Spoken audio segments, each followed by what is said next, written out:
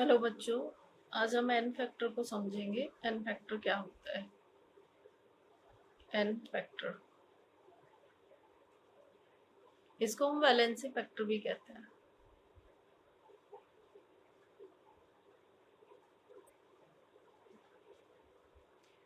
अब इसका यूज कहाँ पे होता है? किसी भी सब्सटेंस का इक्विवेलेंट वेट को कैलकुलेट करने के लिए हम एन फैक्टर को समझते हैं और कैलकुलेट करना सीखते हैं। एन फैक्टर हम एसिड के लिए कैलकुलेट करना सीखेंगे, बेस के लिए, सॉल्ट के लिए और कुछ रेडॉक्स रिएक्शंस के लिए, और कोई भी केमिकल रिएक्शन हो रही है उसके लिए भी समझेंगे। लेकिन आज के इस लेक्चर में हम एसिड, बेस एंड सॉल्ट के लिए ही समझेंगे। तो सबसे पहले N factor for acid. N factor for acid. अब एसिड के लिए अगर हमें एन फैक्टर निकालना हो तो हम कैसे निकालेंगे? तो हम लिखते हैं नंबर ऑफ रिप्लेसेबल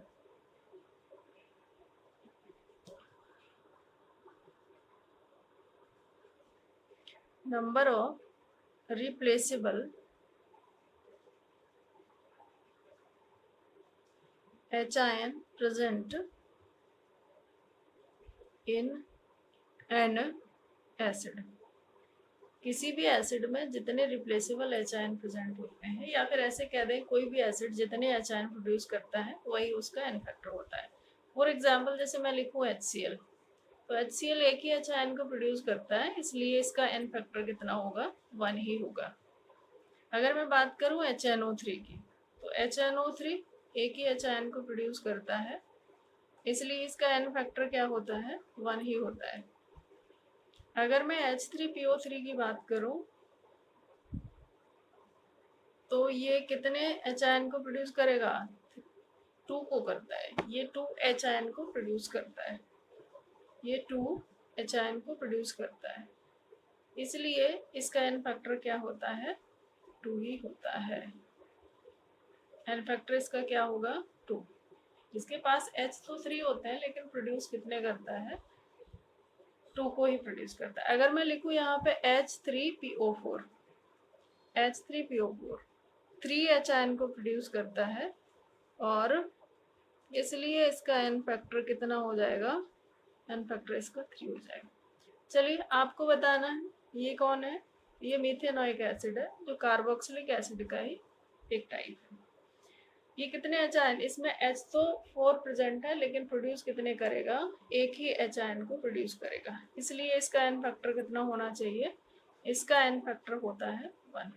चलिए H3BO3 ये होता है बोरिक एसिड।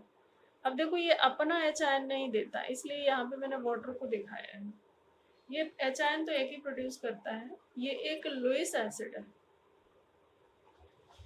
कैसे देखते हैं, देखिए BOH होल थ्राइस, नॉट 4, ठीक है। और ये 1 नेगेटिव और 1 HIN प्रोड्यूस करता है। ये देखो हम इसको ऐसे लिख सकते हैं BOH होल थ्राइस, है ना। ये वाटर का जो HIN और OH, ये वाटर से जो आता है, तो OH को ये गेन करता है ना। ये इसके पास वेकेंट ऑर्बिटल होते हैं, ये लेता है, तो इसलिए एक ही HIN को प्रोड्यूस करवाता है, जो कहाँ से आता है? जो वाटर से आया हुआ होता है। तो अब आप एसिड के लिए समझ गए कि हम एन फैक्टर कैसे कैलकुलेट करेंगे। अच्छा, अभी आप समझ चुके, तो चलिए बताइए HCOH के लिए कितना एन फैक्टर क्या होगा?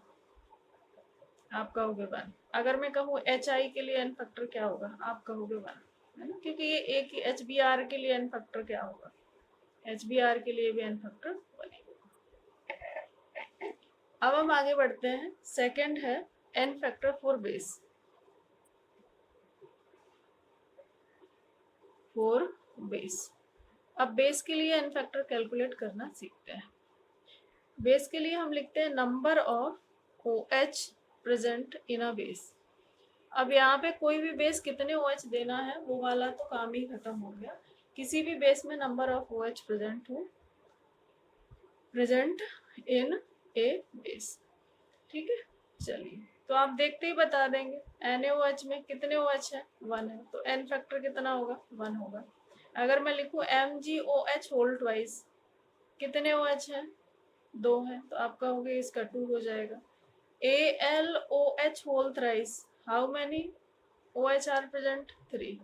अगर मैं लिखूं यहाँ पे NH4OH, how many OH are present, 1 OH present, so you will write n factor 1। FeOH whole thrice, n factor 1। तो ये तो हुई बात किसकी, बेस की। चलिए अब आगे बढ़ते हैं। n factor 4 salts. सॉल्ट्स के लिए n फैक्टर हमें कैसे कैलकुलेट करना है, तो हमें इसके लिए लिखेंगे कि नंबर ऑफ पॉजिटिव और negative charge present in A salt. या तो पॉजिटिव चार्ज या नेगेटिव चार्ज जितना प्रेजेंट होगा वही क्या कहलाता है, किसी भी सॉल्ट का n फैक्टर कहलाता है। तो चलिए अब n फैक्टर सॉल्ट के लिए, जैसे मैंने लिखा NaCl, क्या होगा n फैक्टर बेटा, कितना पॉजिटिव चार्ज है, 1 पॉजिटिव चार्ज सोडियम पे, 1 नेगेटिव चार्ज क्लोरीन पे, तो n फैक्टर इसका 1 हो जाएगा। अगर मैं लिखूँ यहाँ पे MgO, मैग्नीशियम पे +2 चार्ज, ऑक्सीजन पे -2 चार्ज, तो n फैक्टर कितना हो जाएगा, 2। या तो आप पॉजिटिव चार्ज देखें या नेगेटिव चार्ज देखें, यूजुअली जो न्यूट्रल सॉल्ट होंगे उनमें जितना पॉजिटिव चार्ज होता है उतना ही नेगेटिव चार्ज होगा। चलिए आप इसका ट्राई करिए, Al2O3 में कितना होगा बताइए, फटाफट बताइए। Fe2O3 में कितना होगा, अच्छा Al2O3 का आ गया होगा, एल्यूमिनियम पे +3 चार्ज होता है 2, कितना हो गया टोटल पॉजिटिव चार्ज, 6 हो गया।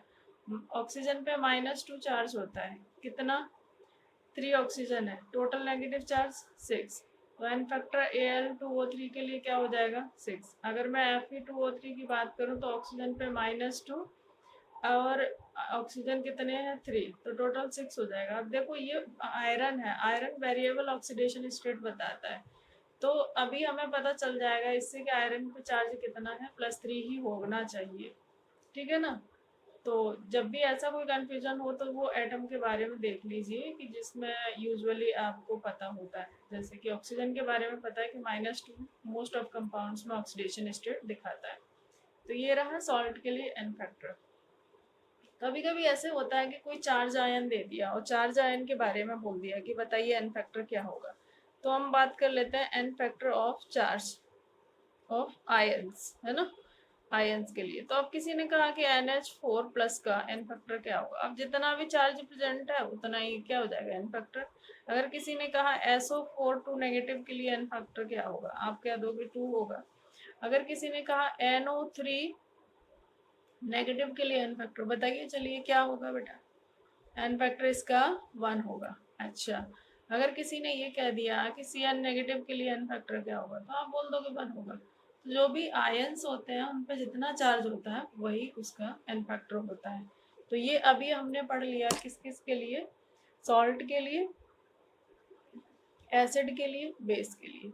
चलो अब इसके लिए आप बताना, मैंने एक एग्जांपल लिखा KCl MgCl2 एंड 6H2, चलो बताओ, करो ट्राई बेटा, और फिर इसको भी ट्राई करना। K2SO4 Al2 SO4 whole thrice 24H2O। तो बताइए पहले वाले का आ गया होगा। अब यहाँ पे देखो पोटेशियम पे चार्ज कितना होता है, +1 होता है, मैग्नीशियम पे कितना होता है, +2, टोटल पॉजिटिव चार्ज कितना हो रहा है, total positive charge, total positive charge यहाँ पे हो रहा है 1 + 2 = 3, तो n फैक्टर इसके लिए कितना हो जाएगा, 3 हो जाएगा। अब ये भी एक सॉल्ट है, देखिए इस पे +1 2 है तो टोटल 2, और इस पे +3 चार्ज होगा, एल्यूमिनियम पे 2 है तो 6, तो टोटल पॉजिटिव चार्ज कितना हो गया, total positive charge, total positive charge यहाँ पे हो गया 6 + 2 = 8। तो n फैक्टर इसके लिए 8 हो जाएगा, है ना। तो ये हो गया आपका n फैक्टर कैलकुलेशन। आप कैसे करेंगे, किस लिए यूज करेंगे इसको, ताकि हम इक्विवेलेंट वेट को कैलकुलेट कर लें।